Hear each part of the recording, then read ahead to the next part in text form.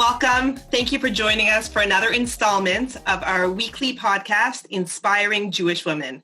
And today I have a very, very dear friend of mine, Jodi Berkeleys from Thornhill, Toronto, Ontario. Is that okay? Thornhill, Toronto? Just in case people don't know that Thornhill is the suburb, the hub in Toronto. It's where I grew up.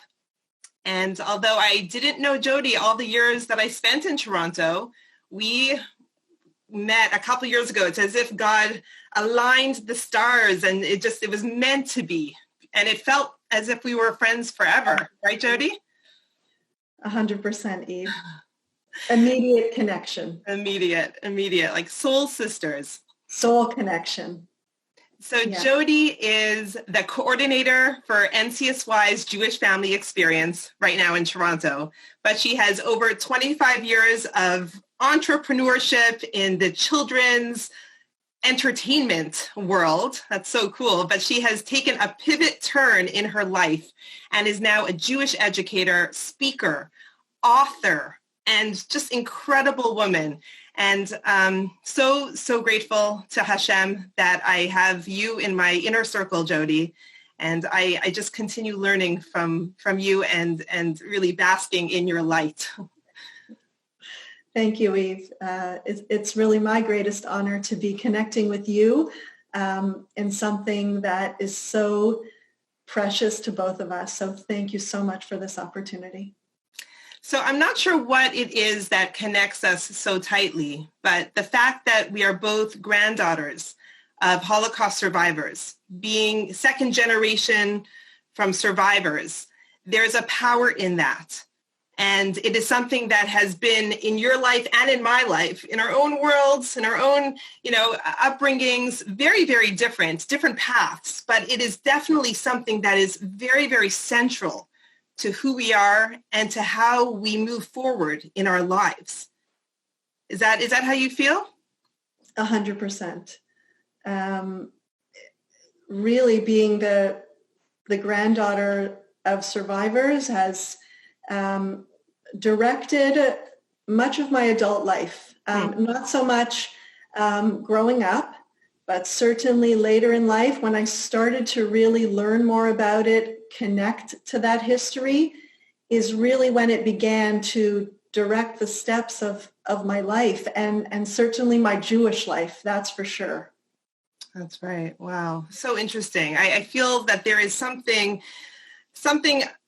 it's unfortunate that it's the pain that has propelled us forward, but I honestly don't know where I would be or my family, my siblings, my parents. I'm not sure where we would be without the backdrop of our history, right? We have kind of decided to dedicate our lives to our Judaism to make sure that we know and we understand what it means to live like a Jew, because so many of our family were not able to do so. Right. So our topic for today is thriving and not just surviving. Right? It's really, really using whatever it is that we're holding on to. You could call it pain and trauma because we do carry all of that. It's been passed down in different ways. I grew up with my grandparents and my parents talking about the Holocaust a lot. It was a normal Friday night with my grandparents coming to visit from Montreal, all of us sitting around the couches late at night after the meal, and my grandmother was sharing stories about her brother, her young Moishele, and the young, she was the oldest of, I think, 6 children, and she would share these stories and she would cry. That was a normal Friday night. And I would be, holding her soft skin and massaging my bubby, and she'd be massaging my fisalech, my feet in Yiddish. And there was such a warmth and such a security in that space, but it was also laced with so much heartache and pain and kind of this fear in a way, like, how could that happen? These are the stories of our family. So I know, how was it for you growing up? So Eve, it's so interesting as you're describing that. I can't imagine, just because my experience is completely different, Basically, we did spend Friday night dinners at my boobies. I wouldn't call it Shabbat. It was a Friday night meal with my family. But I do remember helping my booby in the kitchen, and we're, cleaning up or preparing whatever it was. And I remember I said, "Booby, what's on your arm? What are the numbers on your arm?" I asked her. And she said, "Eve, it's my phone number, so I don't forget." Wow. And I believed her because, of course, boobies always tell the truth. And that was really all I knew. I would say for the first, let's say, 16 or 17 years of my life. I knew they were survivors, but we didn't talk about the Holocaust. My booby didn't share any of her stories. I just knew that my grandparents, both my booby and my Zadie, I never had the chance to meet him. They were both survivors of the Holocaust, but in terms of their stories, I didn't have any yet. So when did you start learning about it and understanding and putting it on? Because in a way we carry this, Jodi. We're passing it on to our children. I was speaking to my father this morning, and we were talking about, are we considered second generation, third generation? How does it work? And he said, "No, Eve, you're second generation from the Holocaust, but chances are the third generation is not going to have a direct connection. My younger children may not remember any of their great-grandparents." Right. We have a big responsibility, don't we? We really, really do. Yeah. To not only our children, but to the world. We need to be the voices for all of those that are no longer able to be that voice right now. And so you were asking me, when did I really start to understand and put the pieces together and connect them to my life personally? So if you remember when Steven Spielberg started the Shoah Foundation, so I heard about it and I thought, this is my chance. This is my opportunity. I have to have my booby's story. We need it for our family and we need it for the world. So I approached my family and I said, "Guys, we have to get Booby to do this." And Eve, I have to tell you, I came up against a lot of negative feedback. My family was very against it. They were saying, no, she can't talk about it because it's too traumatic and she's 80 years old and we can't do this. But I persisted and, I went to my booby and kind of sideswiped her children, which I understood. They're her children. So I got it. But at the same time, I knew I needed to know. I needed to know my history for myself and for my children, my future children. I wasn't married at the time, but I knew we had to have this. And so I persisted, and thank God, we made it happen. So then I really sat there for 3 hours and listened for the first time in my life to my booby's story and what happened to her. And she was holding it all in for so many years. Yes. When she shared it with you, when she was able to share it for the first time, was it a healing experience for her? We need to deal with our trauma. We know in our day and age, especially now, everyone has a therapist. We have so much that we need to unload, and we know that it's not healthy to hold in. We need to put it down. We need to work it out. How did this generation, how did they carry on holding so much pain and trauma and baggage? Somehow they did it. They were resilient. And our bubbies they're like the strongest women. Heroines. Eve, for a long time, I was always saying Holocaust survivors. Yeah. And then recently, maybe last year, I went to a presentation, and Zale Newman called them Holocaust heroes. Wow. And so from now on, I refer to them what they truly are, which is Holocaust heroes. That's So amazing. And there's a great rabbi that once said that if you see a person with a number tattooed on their arm, meaning that they were a survivor of the camps, you should go over to them and ask them for a blessing. And I remember in the later years having my grandmother with us, thank God, until 98 years old. Everywhere we went, people would be coming over to her and saying, please, can you give me a blessing? And she would always look at me like, Ivala, they want my blessing? Who am I? She didn't see herself as this great person that she was. A year before her passing, she came to Portland, and I brought my community together. We had about, 150 people come into our synagogue, and she was on the stage and she was sharing her stories. When she finished, it was 10 o'clock at night, taking every question and kissing everyone and receiving flowers. And she was on such a high. My father said to her, Bobby, it looks like you're ready to go to the dance clubs. She was on such a high. Yeah. There's a part of sharing that heals. That's and right. Unfortunately, at least for your grandmother, it came on later in life but it's so important that it came, and it's so important and precious that you have the stories now forever. That's right. So Jodi and I met a couple years ago, probably back in 2017 in Toronto, right? Mm-hmm. Who knew you lived right down the street from where I grew up, but we connected over the fact that we are both granddaughters of Holocaust survivors, and the fact that there's this passion in us to really, really make the Jewish world a brighter place. Not just never again. We didn't, those words, that hashtag, what does it even mean, never again? How do we know never again? We need to live our lives in a way that we will ensure that the Jewish people will be so strong.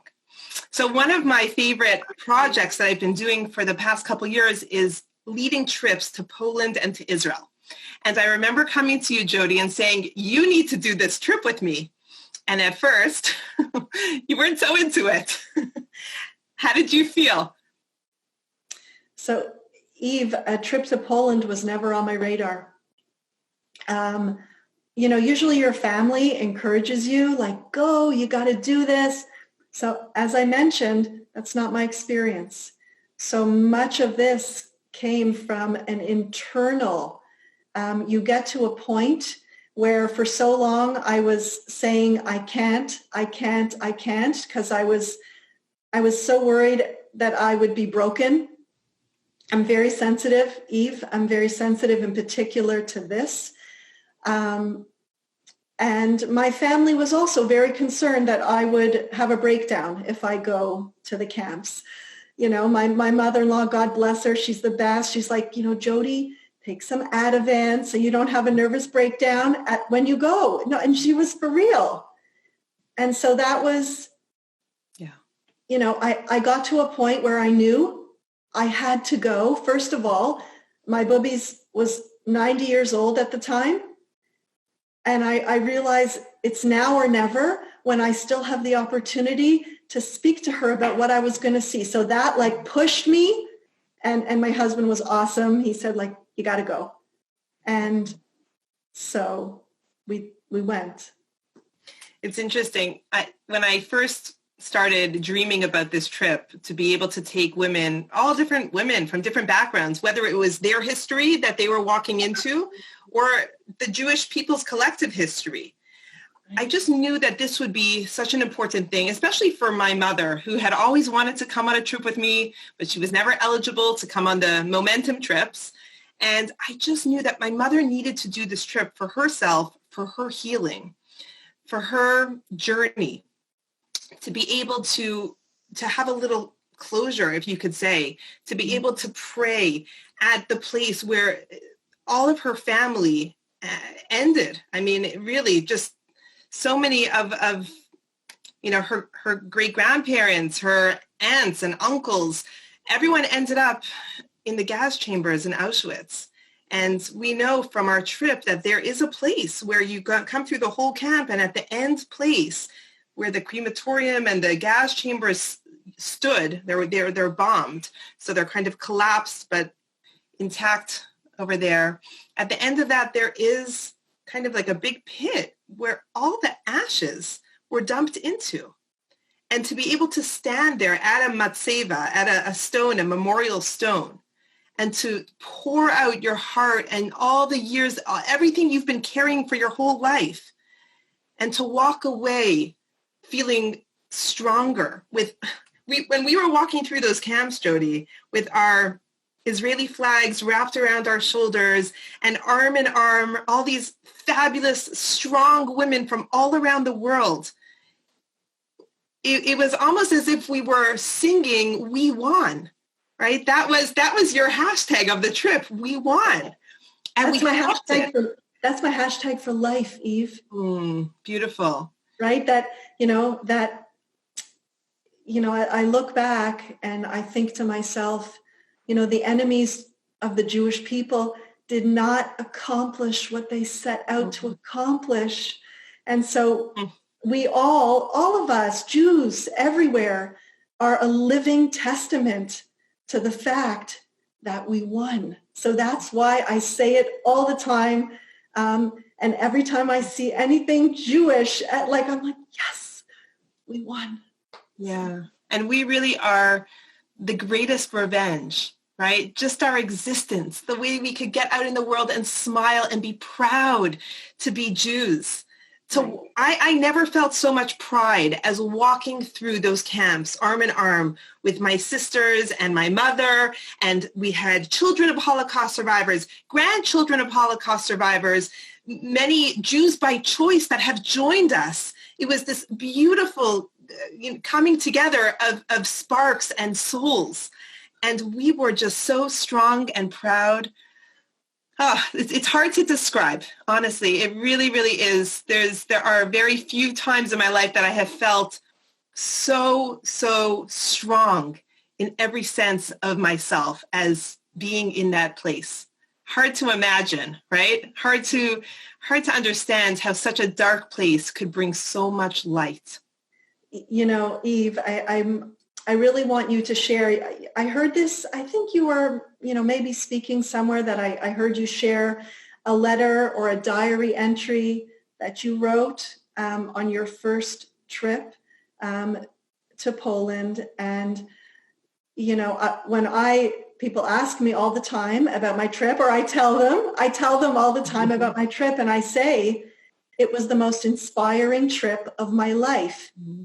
And it's like a mind blow to people. They don't understand. They said, "Oh, did you go to Israel?" I'm like, no, I'm talking about Poland. Wow. It was the most inspiring trip of my life. So, wow. Well, I don't have my diary in front of me, but I do remember what you're talking about. And I think, this diary entry was written when I was 18 years old. That was my first trip when I was studying abroad for the year, and it was actually hard to make that final decision. I remember asking my bubbies, would you be okay if I went back to Poland? And it wasn't a straight out yes. It was, there were a lot of opinions. Don't give a cent to that land. Why would you go there? It brought up a lot. And little did they know, and little did I know, that it would be such a turning point in my life, in the trajectory that I was going to take. And actually, just recently, I was working with an energy healer who was, she was kind of just feeling me out and telling me a little bit about the direction of my life. It was very interesting. And she said to me, "Wow, something happened in your life that has changed your path." And I said, "Really? What are you seeing? What are you feeling?" And she said, it seems like it happened around 18 years old. And I told her, yeah, that's been, I think that was the biggest pivot of my life. And it was standing in the gas chambers. It was in that place that you would think, come on, I remember being in that space at that young age, and I couldn't even breathe. I felt the souls. The walls were just closing in with the blue Cyclone B on the wall still, and you see the nail scratchings, and it's a terrible place to be in. And we prayed, and it was almost as if it wasn't me praying for their souls. It was them looking down from Shamayim. They're in a good place. They're looking down. They're not in pain anymore.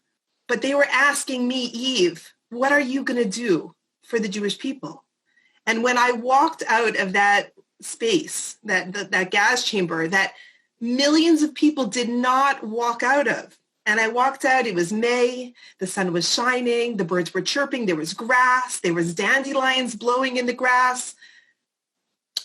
That was the first day of the rest of my life. So what was it for you? What was that moment for you, Jodi, on your trip? Right. So the moment for me on our trip was really the moments before we were leaving Poland and going to go to Israel. And we were visiting our last concentration camp. We were in Auschwitz-Birkenau. And before we were leaving, I waited back and I had just been, I asked to walk to block 25 just prior, which is the death block. And that's where my great-grandmother's last moments were. I wanted to see it for myself, so I saw it, and then I walked towards the entrance of Birkenau. And there was someone there with an Israeli flag, and I asked them, can I borrow that? So they said yes, and I grabbed the flag and I wrapped myself in the flag tighter probably than I ever have in my life. And Eve, I stood on those tracks, and I remember I was looking forward to where the train would have been coming towards us, right? And I remember turning and looking back to what was behind me, which was the barracks, which was the train tracks, and what was the collapsed roof of the crematorium. So I remember looking back for a moment and then turning forward and thinking to myself, look at what they tried to do to us. Look at what they did do to us. And I paused. I'm like, look at this.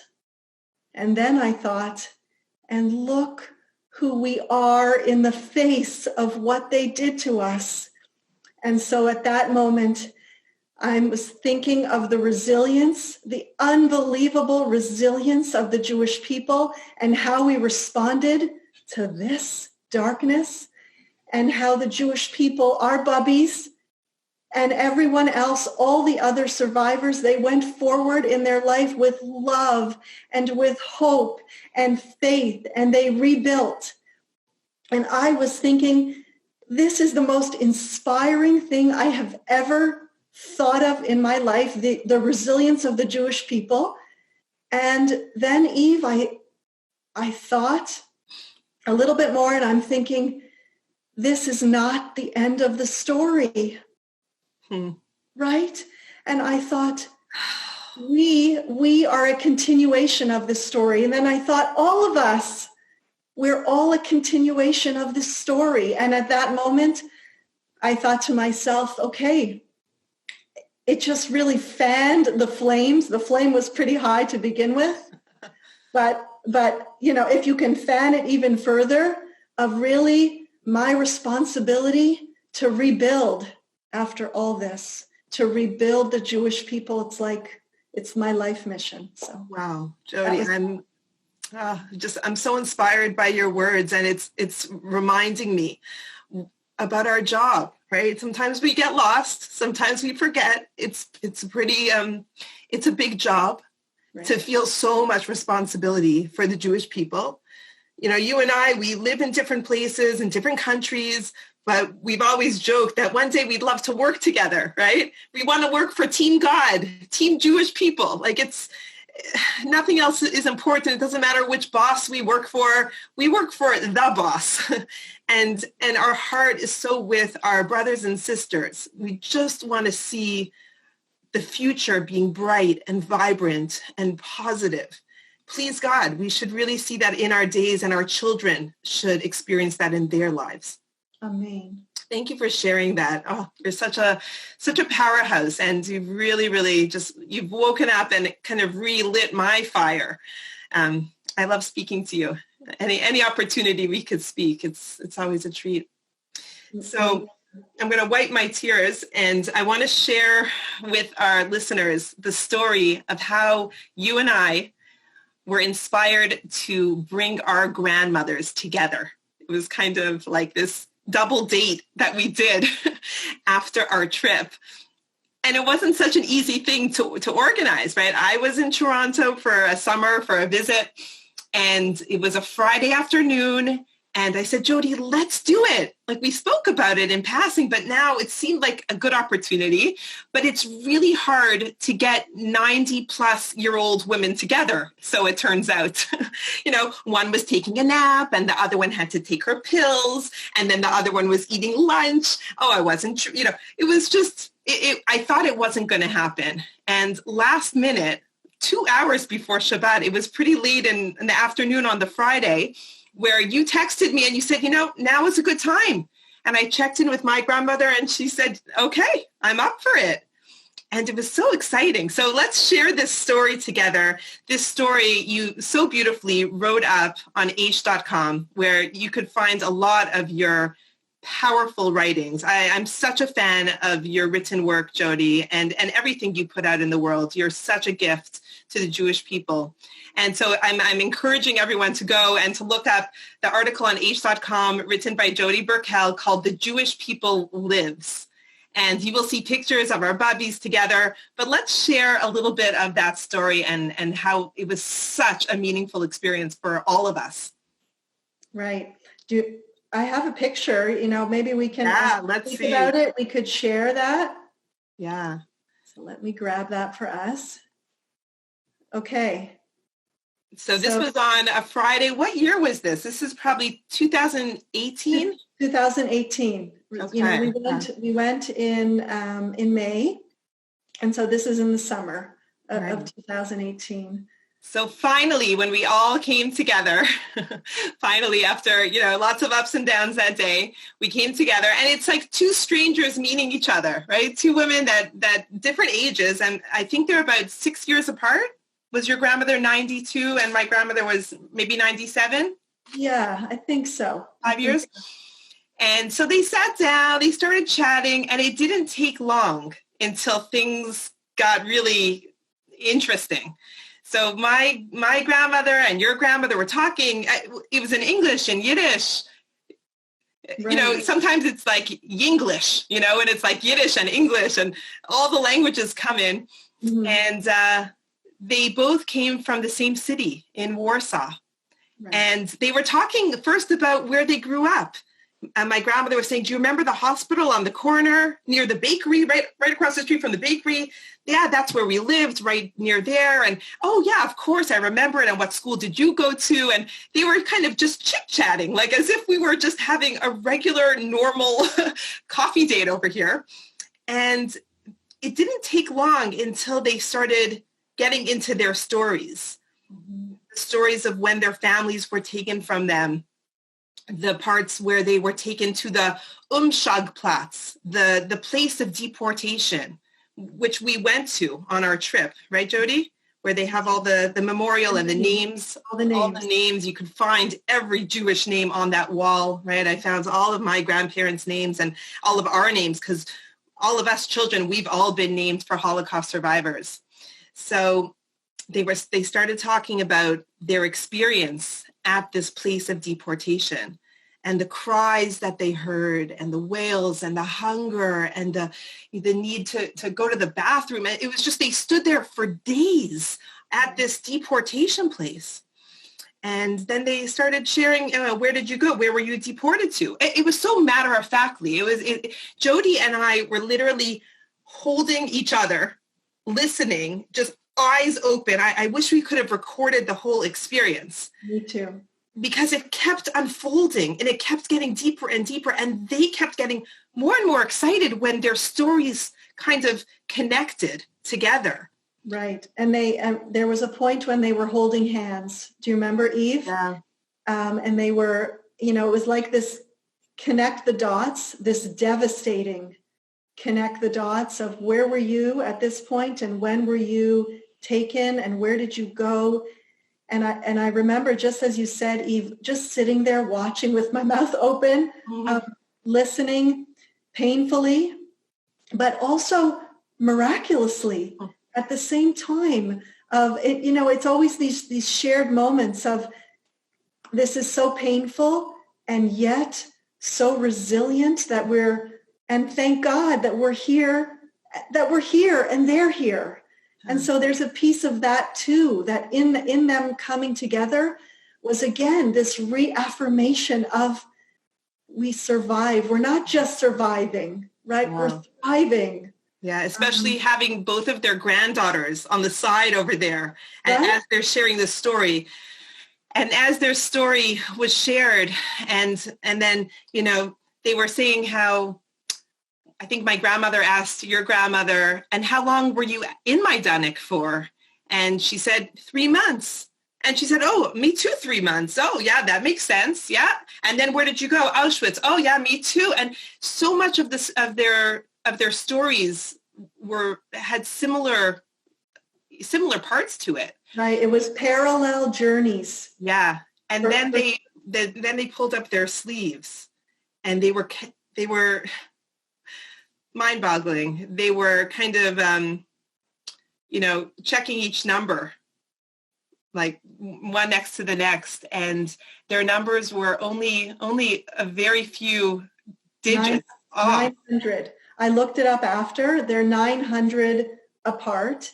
And Eve, after I remember going home, I wrote down both the numbers. Then I figured it out, how many numbers apart. And then I researched approximately how many people were on the trains at a time. And it was, the number came back to around 1,500 when they took, Jews from Majdanek to Auschwitz, around 1,500. Wow. And so then I realized, I think I probably phoned you right away, and I said, it is very possible that these two women were on the trains and they arrived together in Auschwitz. Wow. Mind blow. Wow. Yeah. I remember, they could have sat there for forever. They were so excited. And at a certain point, it was almost Shabbat, and we knew that we both needed to go home and get ready for the Sabbath. And it was hard to pull them apart because there was so much to talk about. And later that night, after we lit the Shabbat candles, my grandmother said to me, Ivale, that's what she called me. Ivale, I never thought in my whole life I would meet someone with such a similar story. And she was crying. She said, Ivale, it was one of the highlights of my life to meet this woman and to share our experiences. She's had friends, many friends. She outlived most of her friends. When you're 98, it's very lonely up at the top. When she passed away, most of her friends had already gone. And, she's had her Canadian friends and her friends from the old country, and everyone comes with their stories.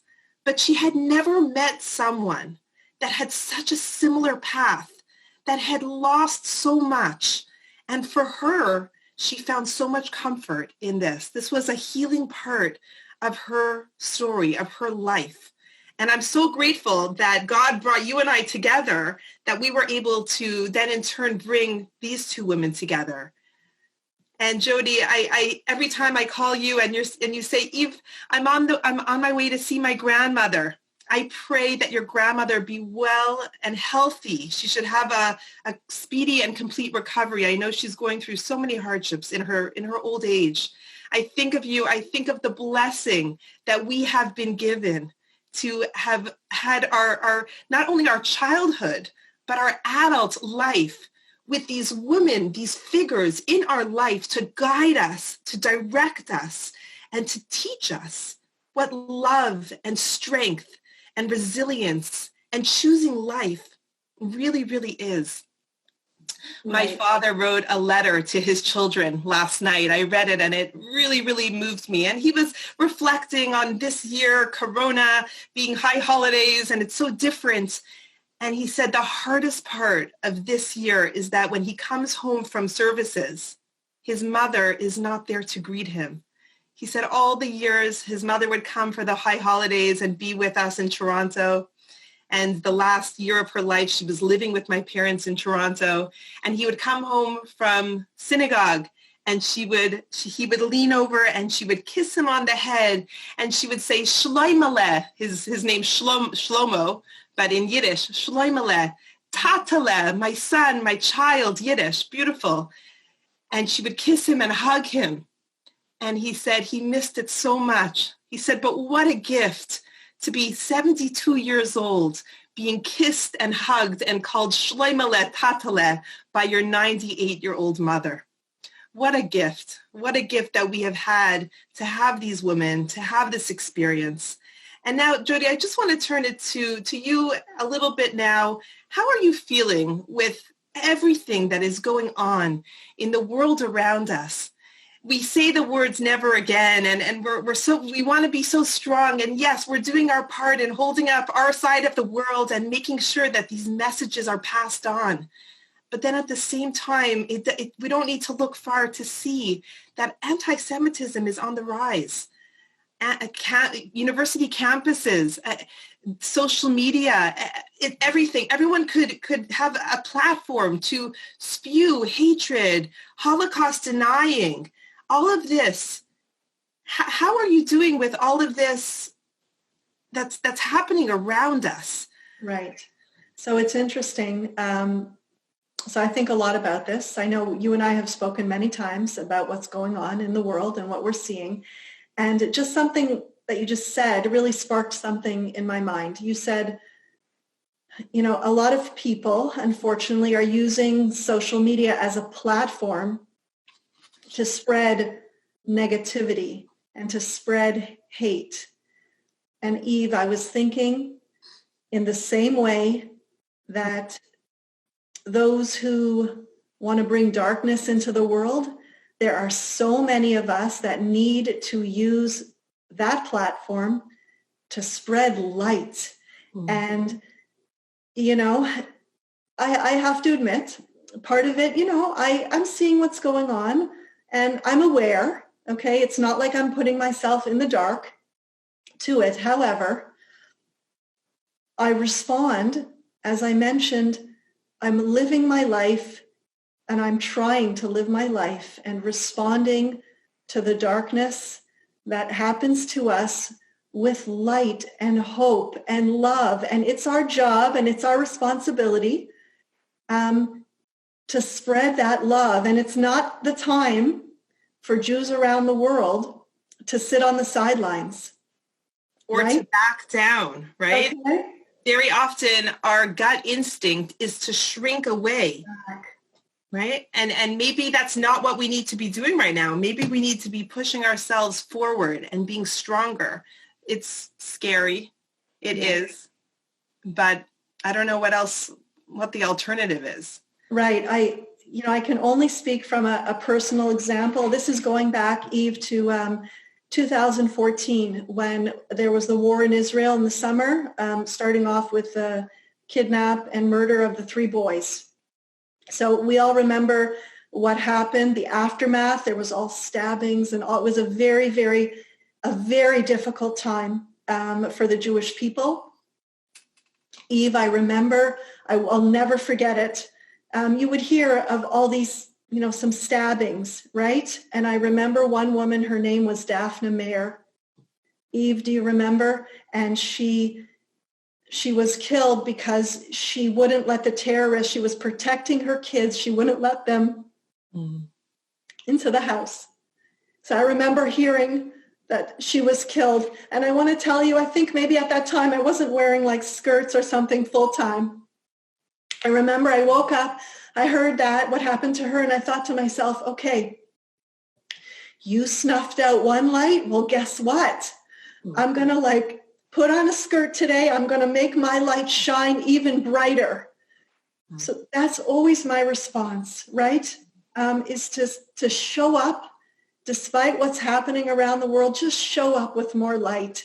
And so each of us is so precious. Every single one of us is necessary. And that's why I'm saying it's a time right now for the Jewish people around the world to unite in being so proud of who we are, wherever we are in the Jewish world, and whatever that looks like, as individuals, to really to show that pride to our families, to our community, and really to the world. And that's how I respond. Oh, it's a beautiful response. I don't know if there's another response. A little light goes a long way when it's so dark. And there's a famous quote that we said a lot on our trip. We said they tried to bury us, but they didn't realize we were seeds. And we're now such beautiful, beautiful, strong flowers, roses, with our thorns for sure. No denying. We carry our scars as second generation from survivors. We definitely have our issues, whether it's with food, right? We don't want anything to go to waste. I mean, how many generations is that going to be passed down? Many.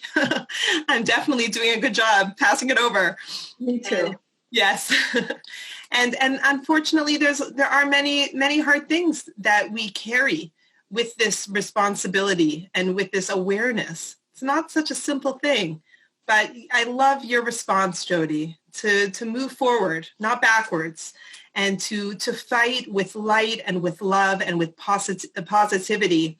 And I want to add into that education, educating the next generation, right?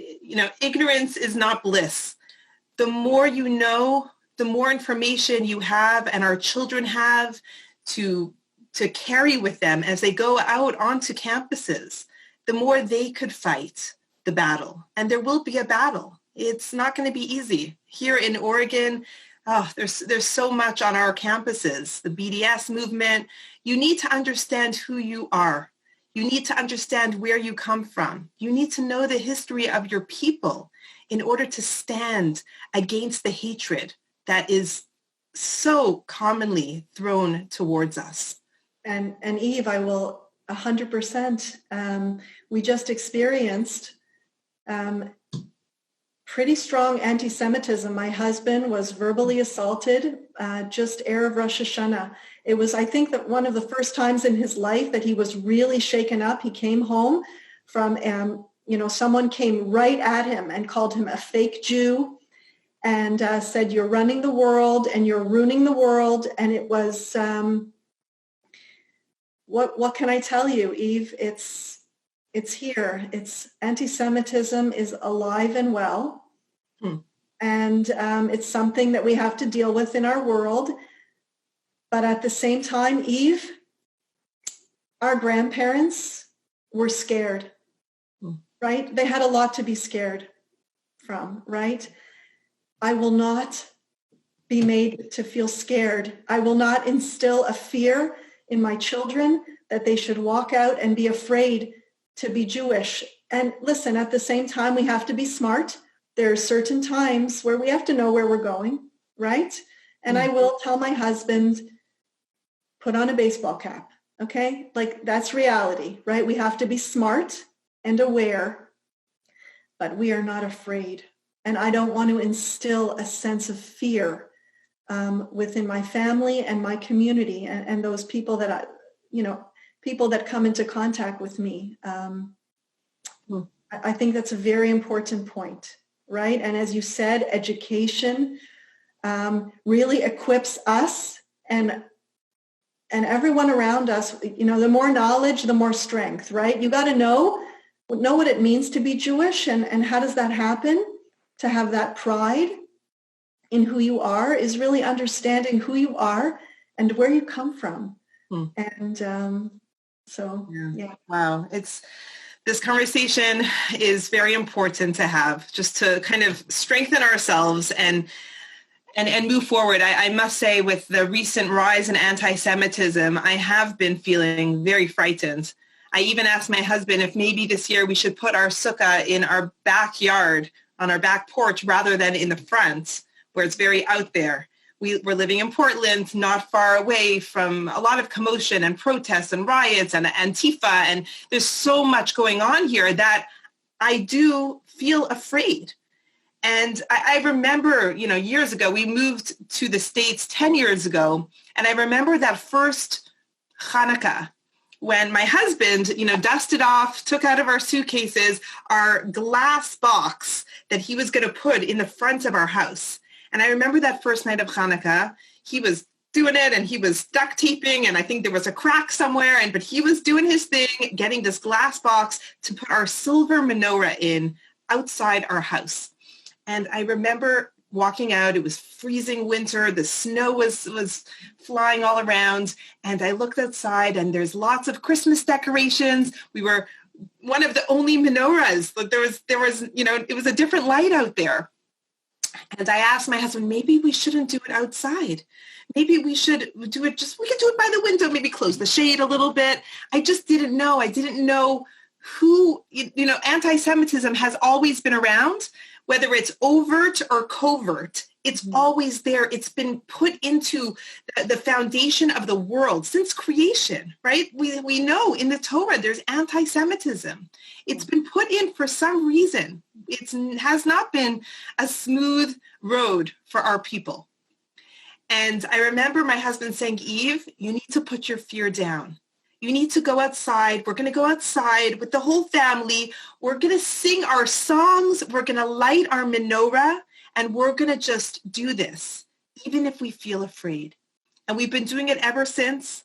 And yes, we're going to put up our sukkah proudly. And we have our mezuzahs on our door. And wherever we go, listen, I look like a Jew, and especially when I'm with my children with their tzitzit and their kippah, we get a lot of looks and stares, and people bagel us a lot in the stores.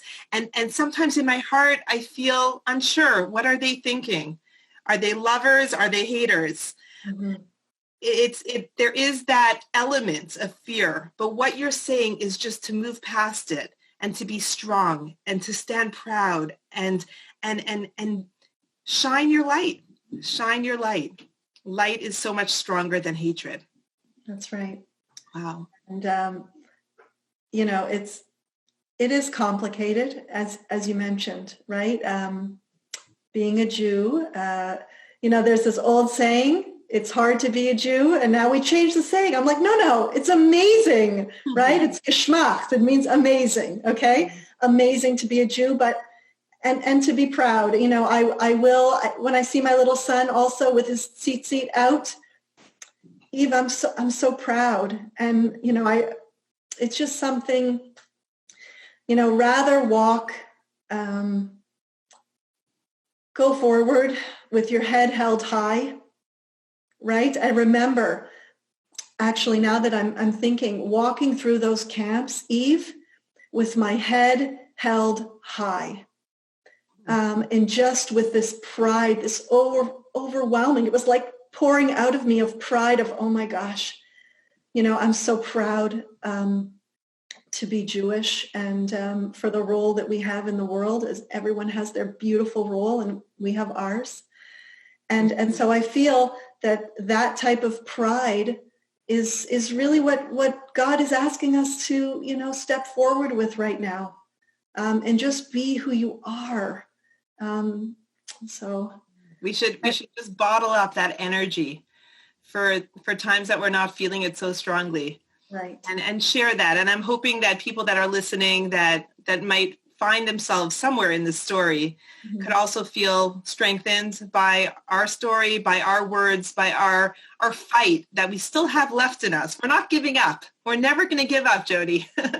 We're stubborn and we're strong, and it's in our DNA. We are children of survivors, second generation survivors. And that is something that is a beautiful part of who we are. And it gives us a lot of our strength and our push to move forward. Right. And, you mentioned at the beginning of how we have this responsibility to go forward. And, one of the things that is difficult for me when I speak to my grandmother, that she doesn't remember everything anymore.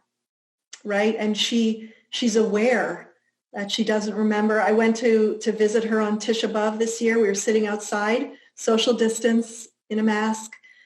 And we were talking about the camps, and she paused, and she couldn't remember the names of the camps that she was in. And I remember saying back, Eve, I said, don't worry, Bubby. I have your memories stored in my memory. So beautiful. And Eve, you know, the Jewish people, we live on our memory, based on memory, such an important part of who we are. And with all the memories and all the amazing stories that you have, right? Can you imagine? You could write books and books from all the beautiful stories from your amazing grandparents. It's our responsibility to hold these memories, to share them with our children, and really with everyone else who is willing to listen to what we have, to the messages that we have to share.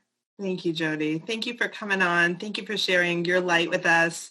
I really love you so much. Wish we were closer in proximity, but I feel so close at heart to you, and very grateful to God for bringing us together and supporting each other in our work. Thank you, everyone for joining, and I hope you found this as inspiring as I found it.